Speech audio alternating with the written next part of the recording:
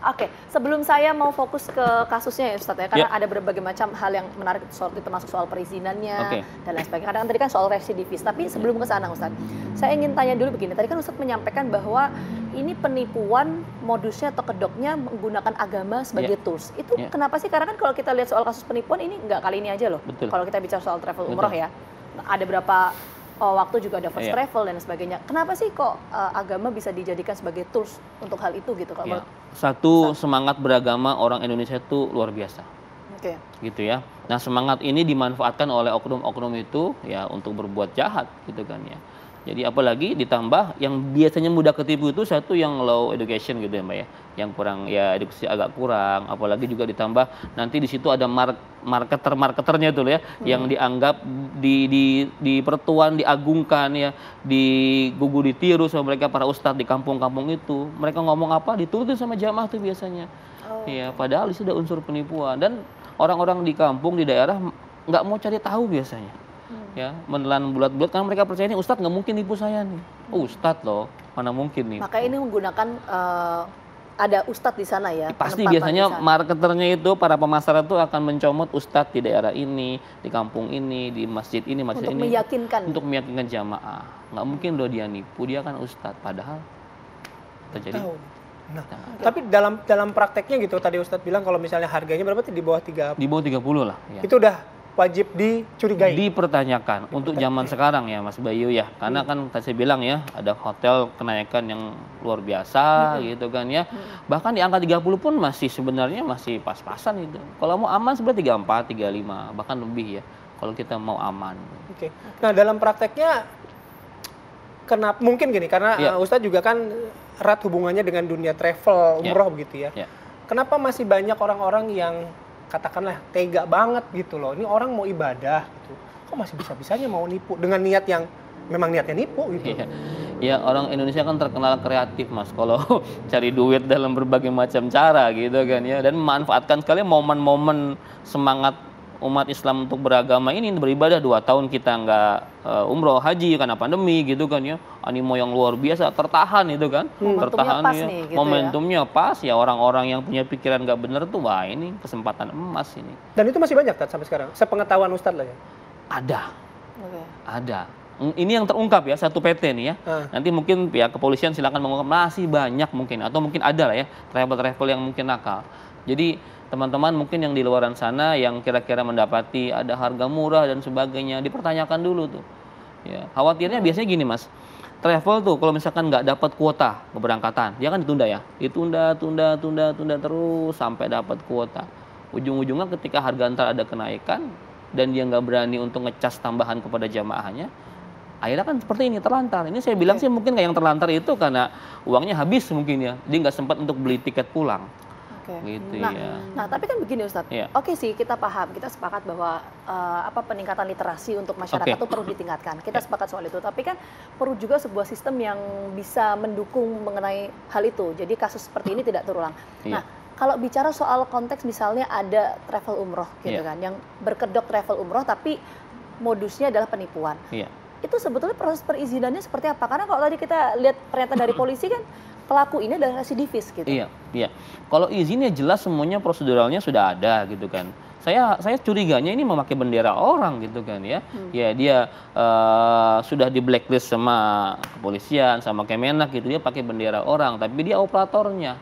Gitu kan segala macam cara bisa dilakukan kalau orang mau berbuat jahat Mbak. Mungkin Hermawan itu yang direktur utama ya tadi. Betul, direkturnya dia kan yang 2 itu sepasang suami istri itu kan sebagai operatornya mungkin di balik layar semuanya. Nah, kalau misalnya memang tadi Ustadz menyampaikan bahwa harga 30 ya, kalau 30 itu udah masih pas-pasan ya, di bawah 30 kita patut curiga gitu.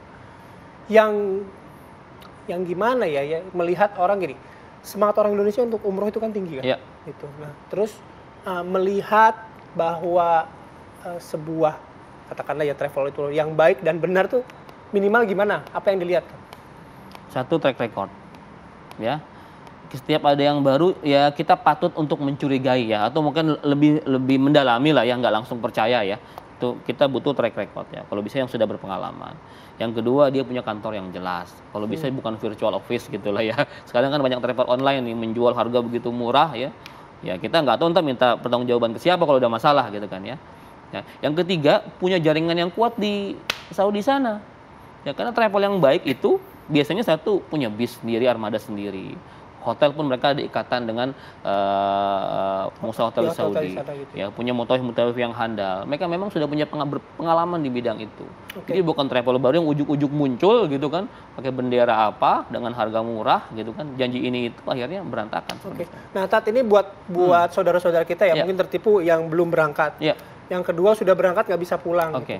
Apa yang bisa dipelajari mungkin ya gitu. Saya kan tidak pengen menjudge orang gitu ya. Tapi dalam syariat Islam itu apa yang sebenarnya terjadi dalam kehidupan kita kalau kayak gitu. Baik. Satu yang sudah tadi yang terlantar sudah bisa pulang tadi katanya alhamdulillah ya. Yang belum berangkat Bapak Ibu sekalian saya turut berempati ya. Tapi yang pasti gini Mas Bayu, Mbak Gina, ketika kita berniat umroh maka Allah telah mencatat pahala itu. Walaupun ditipu gitu kan. Nah, umrohnya pahalanya insya Allah sih nggak akan ketukar. Ya, dosanya urusan si penipu tadi.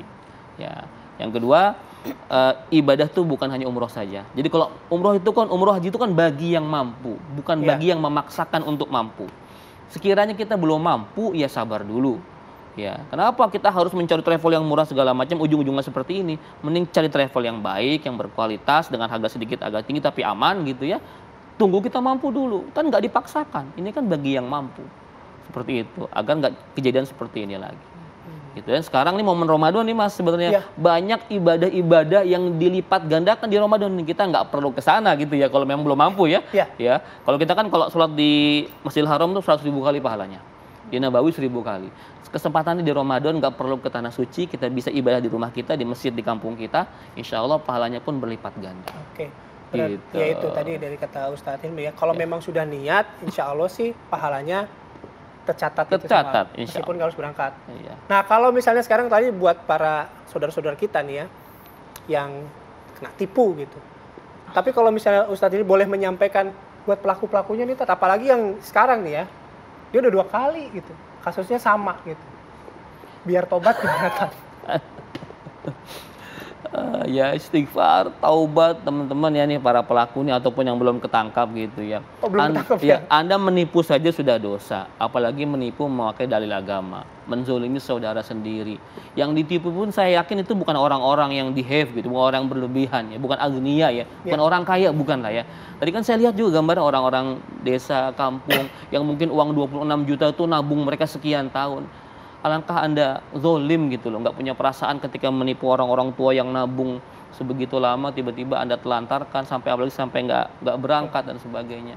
Di mana tuh empati Anda? Anda kan ngerti agama, pasti ngerti agama nih orang nggak begini. Iya. Jadi kalau ukuran hukumannya, punishment, siksanya gitu ya, Allah tuh akan menghukum kepada orang yang mengerti, ya, yang tahu ilmunya dibanding yang nggak ngerti. Ini kan jelas ngerti mereka. Ngerti hukum menipu seperti apa, apalagi menipu dalam rangka ibadah dan menipu saudara kita sendiri. Gitu loh. Baik, terima kasih Ustadz Hilmi. Mudah-mudahan apa yang disampaikan Ustadz Hilmi jadi sekali lagi jadi ilmu juga buat kita ya. Jadi pengetahuan juga untuk publik, terutama dalam menghadapi atau memilih travel umroh ya. Tadi soal harga, kemudian literasi itu juga harus ditingkatkan. Itu yang paling penting.